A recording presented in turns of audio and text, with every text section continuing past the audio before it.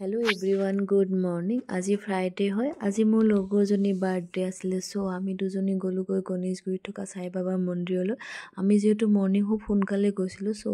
মন্দিৰত কোনো ধৰণৰ ভিৰ নাছিলে দুনিয়াকে দুজনীয়ে পূজা কৰি বাবাৰ আশীৰ্বাদ ললো বাহিৰত এজাক সুপসিপিয়া বৰষুণো দি আছিলে সো তাৰ পিছত বাহিৰত থকা শিৱজী হনুমানজী ৰাধা কৃষ্ণজীৰ আশীৰ্বাদ ললো ভবাই নাছিলো যে এদিন পিছত বাবাক আকৌ দৰ্শন কৰিব পাম বুলি মোৰ সানডে আকসেছ বাৰৰ সেশন আছিলে সো মই গুৱাহাটীতে আছিলো সেশনৰ কামত মই গৈছিলো 6 মাইলৰ ভিআইপি ৰোডলৈ মোৰ ৰুমমেট কেজনীৰ খানাপাৰাত কিবা এটা কাম আছিলে গতিকে গোটেইকেজনী একেলগে ওলাই গলো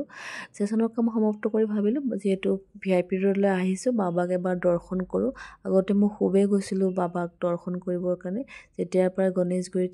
সাই বাবাৰ মন্দিৰ হৈছে তেতিয়াৰ পৰা যোৱাই হোৱা নাই আজি 4 বছৰৰ মূৰত আকৌ বাবাক গৈ বাবাৰ ওচৰত চাকি বন্তি জ্বলালো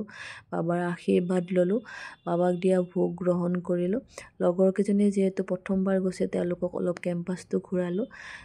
3 দিনত বাবাক দুবাৰকে দৰ্শন কৰিব পাই বহুত বেছি ভাল লাগিছে এক্সেছ বাৰৰ জৰিয়তে 4 বছৰৰ মূৰত ভিআইপি ৰোডৰ সাই বাবাক দৰ্শন কৰিব পালো বহুত বেছি ভাল লাগিছে মন্দিৰটোত গলে এনেও বহুতে বেছি ভাল লাগে সো শেষলৈ মোৰ ভিডিঅ'টো চোৱাৰ বাবে ধন্যবাদ